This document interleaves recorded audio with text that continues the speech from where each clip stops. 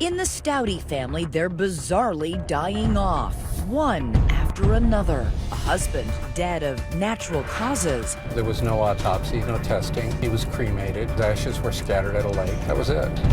A son dead from seizures. And I'm like, oh my God, this mother must be devastated. She lost her husband, now she loses her son. A daughter hanging on to life in the ER with flu-like symptoms. It's bad. Okay. She was as close to death as you could get her. And a mother and wife, a devout church organist, left to shoulder the burden. Either this is a terribly unlucky family or something fishy happened here. But just how fishy? That's what police want to find out in a stunning interrogation. Dear God. Tonight, piecing together the secrets in a highly unusual family, the tell-all diary. Their bedside reading, We had a book on poisonous plants. their garage, always prepared for an emergency, Who has antifreeze in the summertime? and a very strange way of expressing sympathy. I didn't want another one to die in the house. And why is that? Because houses are nasty after somebody's died in it. So who's left in the family, if they can survive long enough? Did you think somebody else was going to be next? Talking on camera for the first time only to 2020, the daughter who did live to tell. I consider them as killers who hate me. What's wrong with these people? What were you thinking at that point? Oh God, another one. A family plot. Good evening. Thanks so much for joining us this Saturday night. I'm Elizabeth Vargas. David is away. Get ready for something you rarely see outside a courtroom. All the detective work and the interviewing of suspects that goes into catching a killer. It is an investigation that 2020 worked on for 2 years. A bizarre family plot that culminates in the discovery of a secret diary. And this ominous line from it that says so much. Only the quiet ones will be left. Here's Deborah Roberts. At the foothills of the Ozarks sits Branson, Missouri, the Las Vegas of the Midwest. Drive 45 miles north on old Route 66 and you're in Springfield, a tranquil college town where the buckle of the Bible Belt meets beer joints. Here on Page Street, in a modest 900-square-foot home, Diane Stouty and husband Mark embody that unlikely mix of holy water and firewater.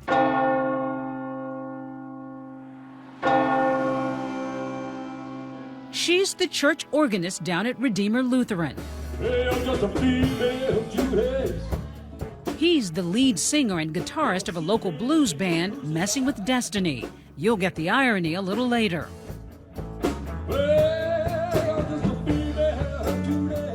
Together, the couple, former college sweethearts, are raising 4 kids in that small house. 6 people, 3 small bedrooms, 1 bath. Tight quarters for what looks like a tight family. Did you get any sense of what their relationship was like? As far as I knew, Mark's life was great. Charles Alexander is Mark's close buddy and the drummer in the band. He was always happy with the kids. He was always happy with his wife. He loved them. He loved his family. And it was just a great family. Well, things aren't great for everyone. See, Diane isn't just praying in church, she's paying the bills at home. Okay, Mark picks up an occasional shift bartending, but Diane, a nurse, is the breadwinner. She seemed to be stable, ended up supporting him. He was the house husband, staying home with the children. And if Mark was a laid-back Mr. Mom, the actual mom of the house was civil, if a bit standoffish. Was Diane friendly, warm? You know, she was friendly to the point that I can tolerate you being in my driveway. As the years wear on, life just keeps heaping more weight on Diane's slight shoulders, supporting her family in that cramped house and coping with some heavy challenges. 4th grader Brianna has a learning disability. Sean has autism. And oldest daughter Sarah, a college grad, is still at home with no job and a mountain of student debt. But inside that Page Street pressure cooker, Diane's beloved child is blossoming. 22-year-old Rachel, a star student. This is the relationship that would forge the whole family's fate. She congratulated her every time Rachel had an accomplishment. When you look at it from the outside in, you think, That's a really close mother-daughter relationship, and isn't that great? Ron Davis with ABC affiliate KSPR TV took us to the Stouty home. And what was it about Rachel that drew her mom to her so intensely, do you think? By all indications, Rachel is an exceptional human being. Very smart, very talented, artistic. On Facebook, Diane raves about her beloved Rachel, her art, her academics. But nary a mention for her husband, Mark, who in April of 2012 is finally having his moment in the spotlight. We had a good band. We were literally taking off. He's flying high, messing with destiny is booking semi-regular gigs in Branson, joining the Aretha Franklin impersonators who get marquee billing. It's also Mark's birthday weekend. These are pictures from rehearsal that night, where Charles notices that Mark isn't quite himself. What did you think was going on with him? He was just so out of whack. And it wasn't like he was drunk or anything. He was just out of whack. He wasn't with us. Then the next day, more odd behavior. He just showed up at my door one day, Saturday. And I said, Mark. And he goes, I'm here to celebrate my birthday, Charles. Only one thing struck me so out of place. His skin color. What did it look like? Yellow. His skin was actually a yellowish color. So something was wrong with him. Something was wrong with him. He's right. On Easter Sunday, Diane comes back from church and finds her husband dead in bed. I was devastated. Did you have any inkling that anything was wrong? Did you get any clue that Mark's health might have been bad? No. Yet Diane tells authorities her husband's been sick and refused to see a doctor. There's a curious ring of blood around Mark's mouth, but it's not enough to alarm the medical examiner, who rules the death due to natural causes. It was a bit of a shock, but I thought, well, he doesn't really exercise, doesn't really cook, so probably not real healthy eating habits. There was no autopsy, there was no testing. He was cremated. His ashes were scattered at a lake. That was it. Diane organizes a memorial service at Redeemer Lutheran Church. What was that like? Well, it was sad. It was a sad event. The wife wanted us to do a song in his honor. So we played the song. Mark's favorite song, Darkest Hour. This is their audio recording from that day.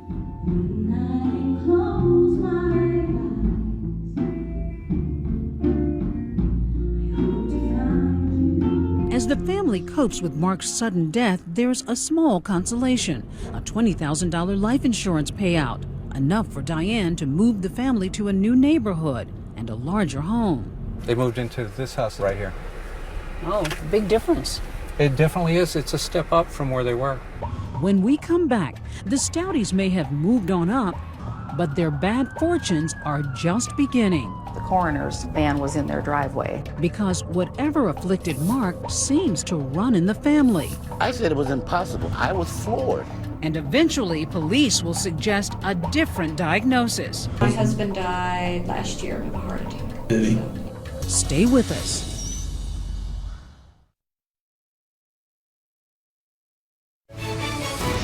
"2020 Saturday" continues with more of A Family Plot. At Redeemer Lutheran Church, Pastor Jeff Sippy tends his flock with fervor and passion. We're jumping for Jesus. And in the summer of 2012, devout organist Diane Stouty has good reason to lean on the pastor's sermons for strength. Then Mary arose and went with haste into the hill country. And so you can see a woman with a mission. Her husband Mark has recently died, and she's just moved with her 4 kids to this friendly street, hoping to put that sadness behind them. Rhonda Anderson, a church secretary, lives across the street. Did you see them going and coming? One day the garage door was open and I thought, I'm going to go over there and say hi. And just as I got over there, it was really like they looked at me and closed the garage door, really, because I could still see them standing there. So I don't think they wanted to talk to anybody. Rhonda doesn't take it personally, leaving her private neighbors to themselves. Until weeks later, one Sunday in September, she looks out the window and is shocked by what she sees. The coroner's van was in their driveway. A policeman said there was a death in the home. I was blown away. Once again, death has knocked on the Stouty's door. The firstborn child, Sean, gone at 26. Diane tells police he had flu-like symptoms for 3 weeks. Well, she reported she checked on him at about 6:30 in the morning, went to church, and then when she came back from church, found him not in bed anymore, but on the floor without a pulse. She explains that her son had a history of seizures, and though like his dad, Sean has an odd ring of blood around his mouth, it doesn't look suspicious. So the medical examiner, after an autopsy, decides that the second Stouty family death in 6 months is due to prior medical issues. They're thinking, wow, poor family. What bad luck. No one was asking questions. And nobody questioned that story, No. even though her husband had died just months before. Yes. After police leave the scene, Rhonda walks over to check on her standoffish neighbor. Surprisingly, Diane answers the door. I said, we just saw the coroner's van was here. Are you okay? Is everything all right? And she said, oh yeah, my son died. Was she distraught? No, she said it to me just like that. She said, my son died. Very matter-of-factly. I just was shocked.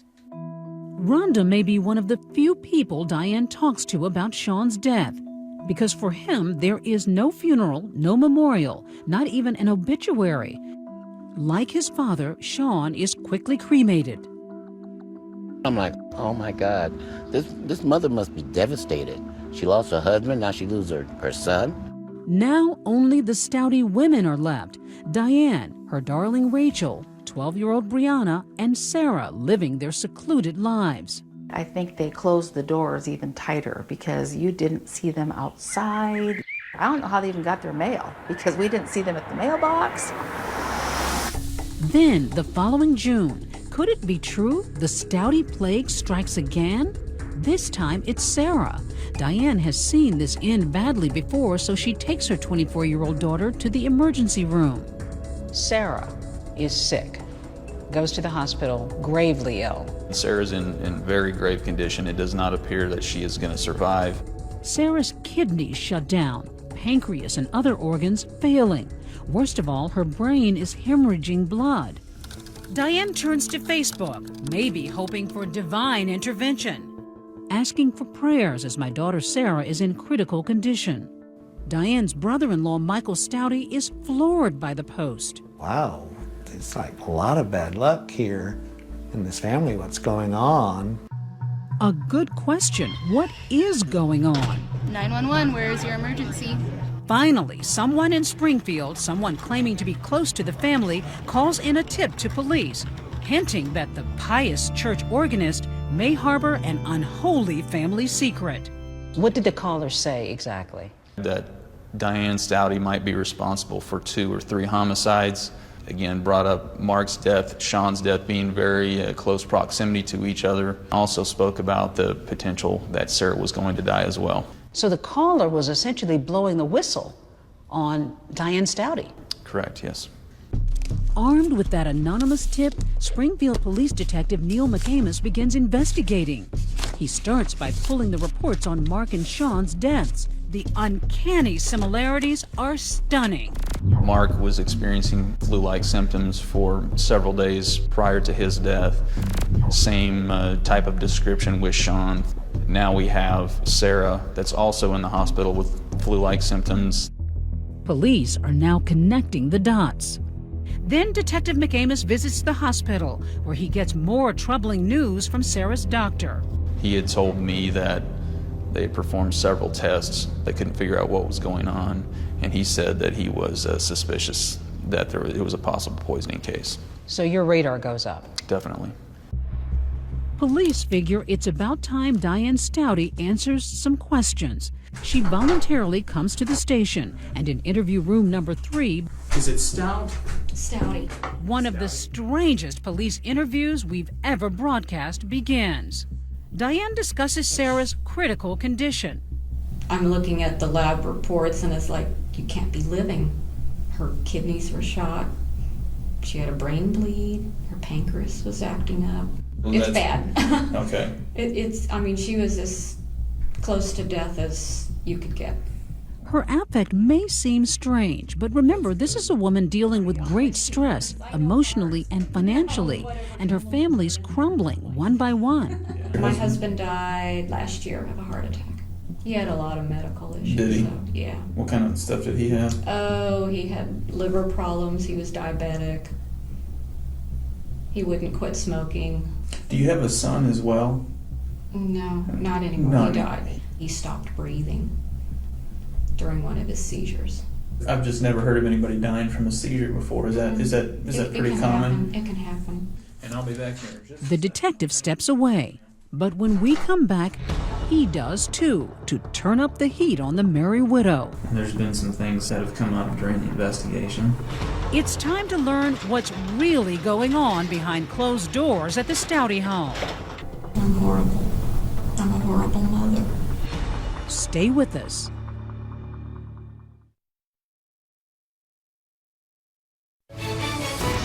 "2020 Saturday" continues with more of A Family Plot. Over the course of 14 months, the quiet, God-fearing Stouty family seems as cursed as an Old Testament transgressor. Member after member inexplicably struck down. Mark Stouty, who fronted a blues band, and 26-year-old son Sean, both suddenly dead. 24-year-old Sarah lying in the ICU, her kidneys and brain failing.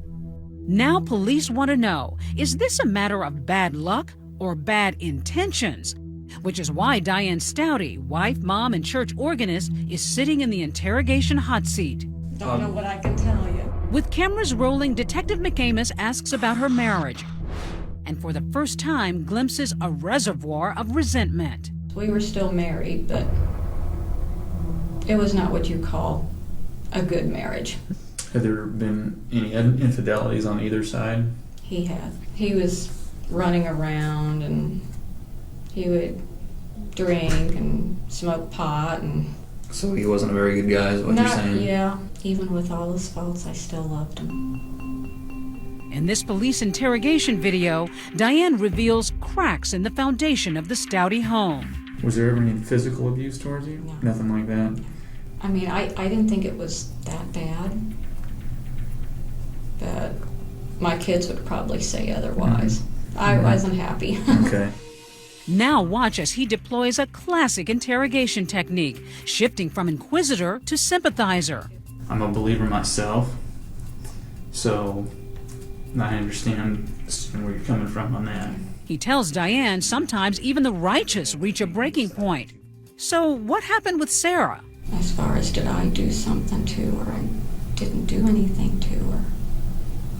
I mean, I guess I could have taken her to the ER sooner, but I didn't know. A major reveal. Diane may have delayed taking her daughter to the hospital. That was just kind of where her story started to crumble.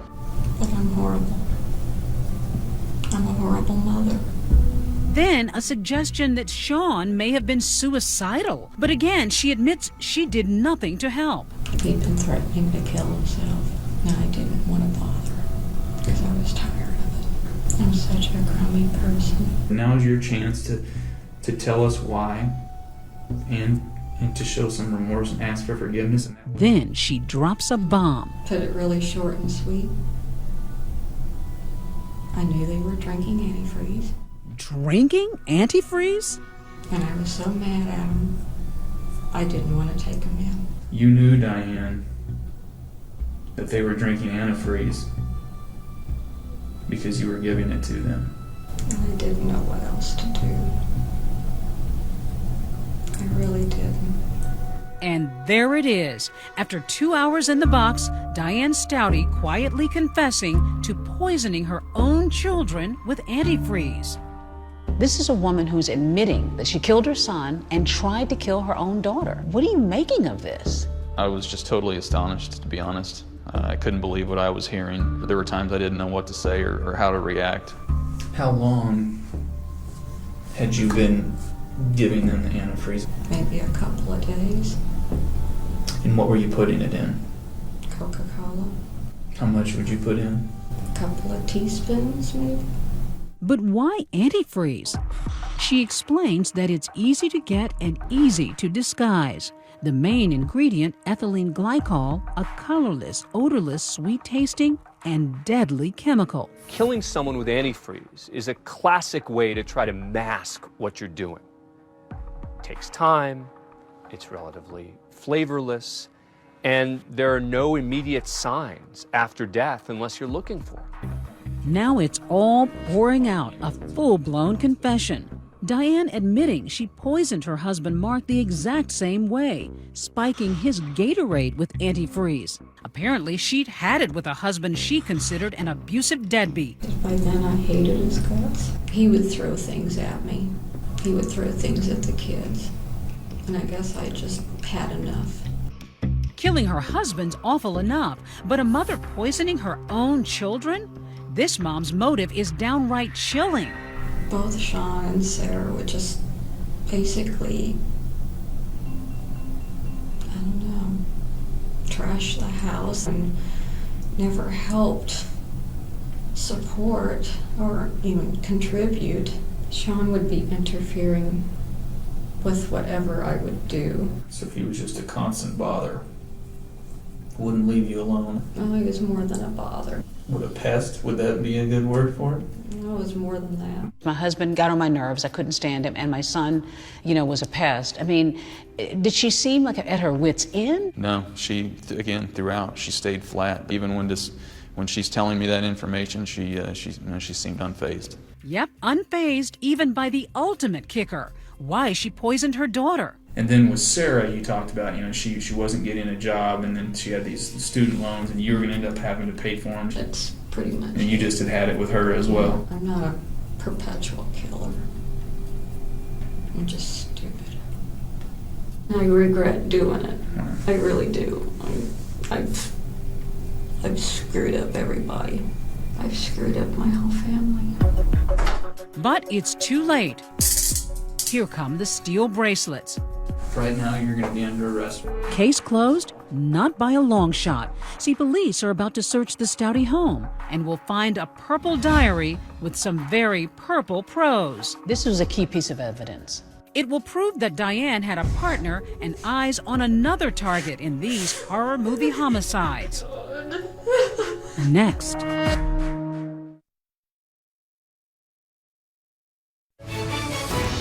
2020 Saturday continues. As the freight trains roll through Springfield, Missouri, the wheels of justice are turning slowly too. Police are interviewing 22-year-old Rachel Stouty, a star student, gifted musician and artist, her mom's pride and joy. Mom was there every step of the way, really encouraging and cheerleading Rachel to be great. But now her dearest mommy, Diane Stouty, is behind bars after confessing to the poisoning deaths of her husband and son and the attempted murder of Rachel's older sister. Hey, Rachel. Can I get you the switch with me? Okay. Police just hit Rachel with the news. Confusion, shock. I mean, that's... Nobody expects to have somebody that they know do that. In this interrogation tape obtained by 2020, Detective McAmus lays it all out. Demure Diane has delicately engineered a ruthless culling of her own herd. Only the pious and the productive will make the cut. Did you think somebody else was going to be next? Sarah can be poisoned just for sitting around on YouTube. I don't do anything around the house. Brianna sure as heck doesn't do anything around the house. Rachel fesses up that her mom had some unusual reading material. We had a book on poisonous plants. I mean, she would talk about cyanide. Then a critical moment across town. Crime scene investigators are busy combing through the Stouty home. These pictures show a house in disarray. This was the home, the second residence. Detective McAmus gave us a tour inside with permission from the new homeowner. This was Sarah's room. There were some couches, there were papers, just kind of things strewn about. She kind of had an office space set up. You could see there were some computers. Laptops, flash drives, sculptures scattered about. And in the garage, pay dirt. This is where our crime scene detectives located antifreeze on the workbench. And right next to the antifreeze, the other compound in Diane's cruel chemistry, an otherwise unassuming six-pack of Coke. Coke was described as what was given to both Sean and Sarah in terms of poisoning them. The concoction right there. Yes. The correct. Coke and the That is antifreeze. it. In the bedroom, a curious detective makes that dynamite discovery. This is Rachel's purple diary, haphazardly thrown on a shelf. Its contents a trove of sinister secrets. It appeared to be a journal entry written by Rachel, knowing that Mark and Sean were getting ready to be killed. So at first you're thinking this is a mother, an evil mother, who's tried to wipe out her family. And now you discover her daughter might be involved, helping her? Yes. That journal entry dated June 13th, 2011, nearly a year before Mark died. It reads, "It's sad when I realize how my father will pass on in the next 2 months. Sean, my brother, will move on shortly after.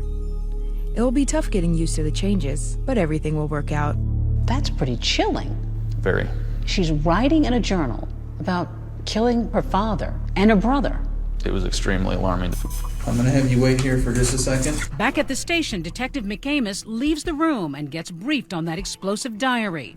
He returns in a different mood. Rachel, do you recognize this? Yeah, I remember this. This is Missouri, and now it's time to show me. You wrote this then, is what you're telling me? Okay. I'd had a lot of really bad dreams about them dying. I talked to Mom about it, and she mentioned she was thinking of hurting them. Rachel's bad dream just beginning. McAmis isn't buying her story or her tears. What did you tell your mother? That it would be quick, that it'd be easy. Rachel reveals the awful truth. Mother's favorite was also Mother's little helper. When did you guys come up with this plan? I mean, we talked about it, like Christmas. She's sitting right here. She's starting to tell you the whole thing, and she basically owns up to it. To hear the daughter and the admissions that she's making and that this was a plan, and I was totally shocked, totally stunned by everything that had taken place. It was just a completely surreal feeling. The mother-daughter duo carefully plan and research all options. Suffocation, pills, Googling how to kill your husband. The devout Christians even explored witchcraft. Like on my computer specifically, there's a lot of Wicca sites. Before settling on antifreeze. Because in general, you could put it in something and you couldn't taste it. What else did she tell you? She wanted a specific tasteless one. Rachel, whose idea was this? Mom brought it up, and we discussed. Mom recruiting daughter to help her systematically kill her husband, her son, and then poison her daughter? It's almost unheard. It was supposed to be just Dad, but pretty soon Diane turned her attention to Sean, the son she thought was irritating. Listen to how little it took to end up on her hit list. Sean, we argued on a lot, because I still think we could have put him in like a assisted living, but she wanted him out.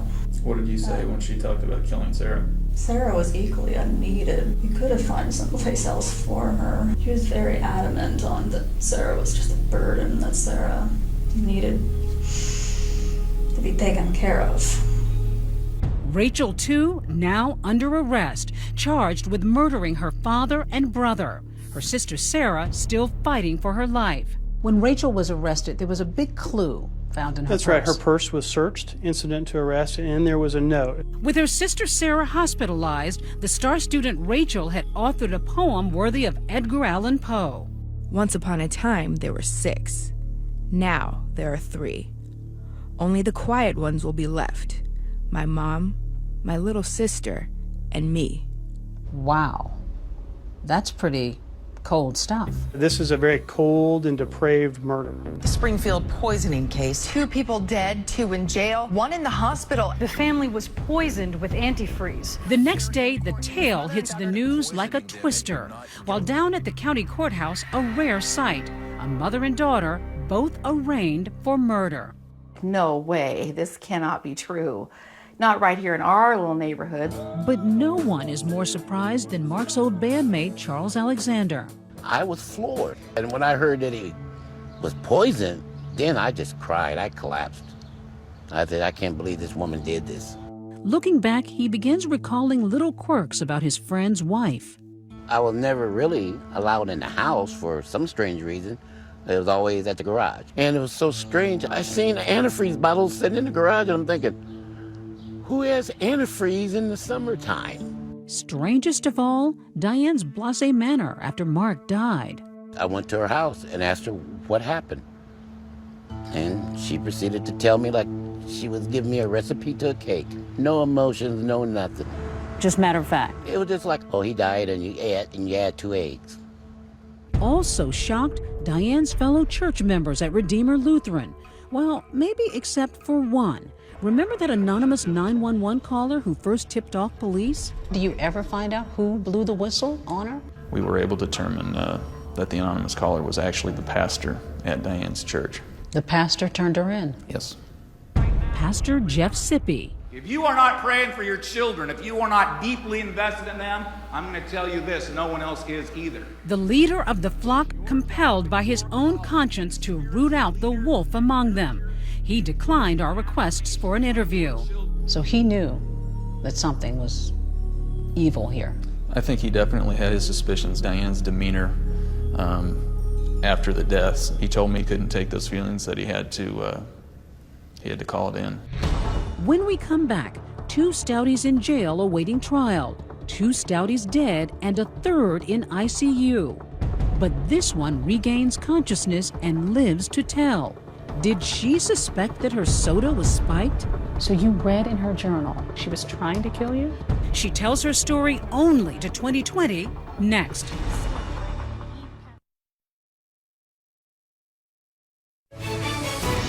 "2020 Saturday" continues with more of A Family Plot. You're looking at a woman who defied all the odds and lived to tell, surviving a vicious poisoning. So this is where I sleep. 24-year-old Sarah Stouty has had to relearn to walk and talk. I'm right here. Her speech still stunted from the irreversible brain damage she suffered. Tonight, for the first time, she's speaking out about the horror and betrayal. Sarah lost her father Mark suddenly in 2012 and her brother Sean just 5 months later. You found him dead. Yes. That must have been horrifying. Traumatizing. And more traumatizing, learning that her mom Diane was not her protector, but a predator, poisoning them all with antifreeze. And the icing on the cake, her younger sister Rachel was part of the plot. But I was asking, why? Why did my mom and sister kill my dad and brother and harmed me? Did you believe it, or did you sort of assume this can't be true? I assumed that it wasn't true. They were innocent people being blamed. But any trace of sympathy evaporates after Sarah reads in the newspaper why her mother poisoned 3 family members. She simply despised them. They really planned this heinous crime. I was shocked. I just felt like I wanted to strangle my mom because of what she did. The big question, why did Diane bother to rush Sarah to the hospital after leaving her son and husband to die at home? In a follow-up interview with a clearly rattled Rachel at the Greene County Jail, Detective McAmis wants to know. When Sarah got so bad, why did you take her to the hospital? Was it some last-minute tug of Christian conscience? Apparently, no. I didn't want another one to die in the house. And why is that? Because houses are nasty after somebody's died in it. I get a lot of nightmares. But what Rachel tells police next may be the most heinous of all. She and Mom Diane weren't exactly finished. Brianna, who's she next? When were you guys gonna kill Brianna? Sometime after Sarah. Brianna, the youngest member of the Stouty clan, a tender 12 years old, too young to drive, but old enough to drink her mother's poison, antifreeze, in her root beer. They were going to kill the little girl as well? 12-year-old girl. What's wrong with these people? And what was the reason for Brianna? Because I know there's no way in hell I'd be able to take care of her. I can't take care of me. So how could I ever take care of her? She had described Brianna as a burden they didn't want around the house. That was her explanation. 4 people. They would have killed 4 people in this house if they could have? Correct. Rachel said that her mother was the only one that understood her. They could relate to each other, and it was just going to be those 2. Do you think this was just a case of a mom and daughter who just, in some sick way, wanted to have a simpler life? I don't think that there's going to be any acceptable, remotely rational explanation. The question is, how could this have possibly happened? Did the police blow this thing? Could they have prevented Sarah's poisoning by connecting these dots? I think it's easy to go back now, and there was nothing at that point to indicate anything malicious. Neither one of them knew about the other deaths.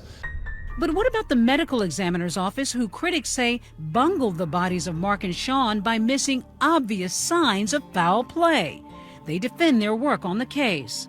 When you have physical findings at the autopsy that match the story that was given, typically other organs aren't looked at microscopically.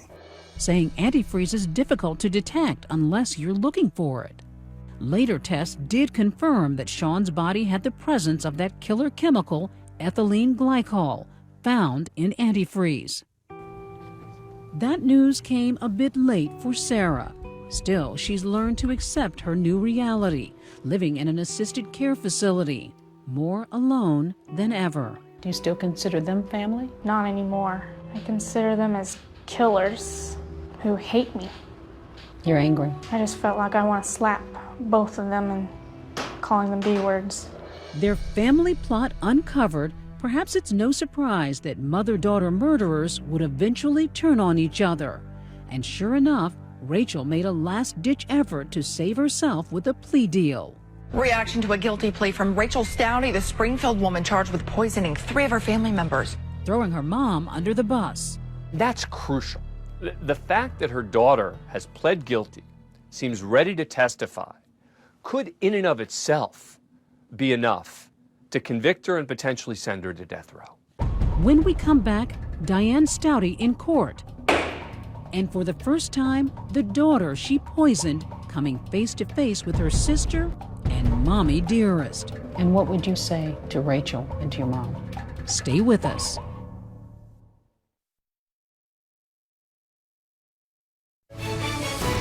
.2020 Saturday continues.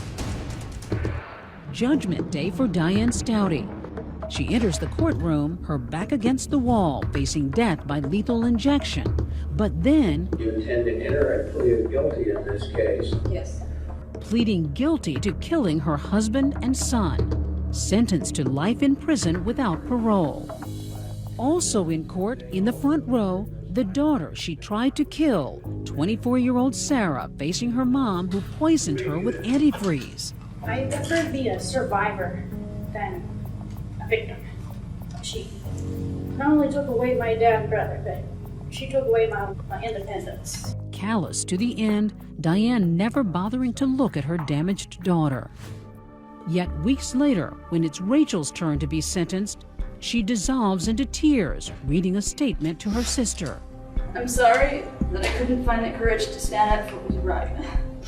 Your suffering could have been prevented, and I hate myself for not being there for you. And yet for all the pain and loss, today Sarah says she harbors no ill will. I forgive my mom. How do you find it in yourself to forgive her? She tried to kill you. Yes. When we last spoke, you said that you would want to slap them. You'd want to call them the B word. Right. Not anymore. What changed?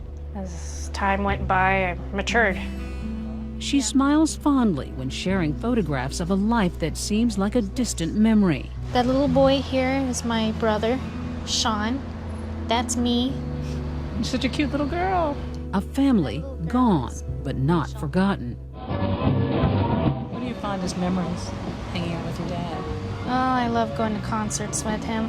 Mark Stouty's music may have been more prophetic than poetic. Just listen to the lyrics of his final song, Female Judas. Kiss the trail, baby. It's on. To this day, bandmate Charles Alexander still hearing those lyrics in his head. I just wish that I could have helped him. I wish I could have saved him.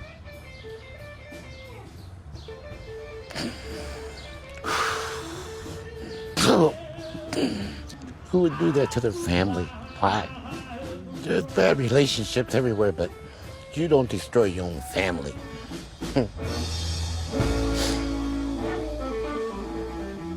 Rachel Stouty, that accomplice, was sentenced to life in prison with the possibility of parole when she is 65 years old. And despite initially pleading guilty, mother Diane Stouty is now appealing her conviction. I'm Elizabeth Vargas. For David and all of us here at ABC News, have a great night and enjoy the rest of your weekend.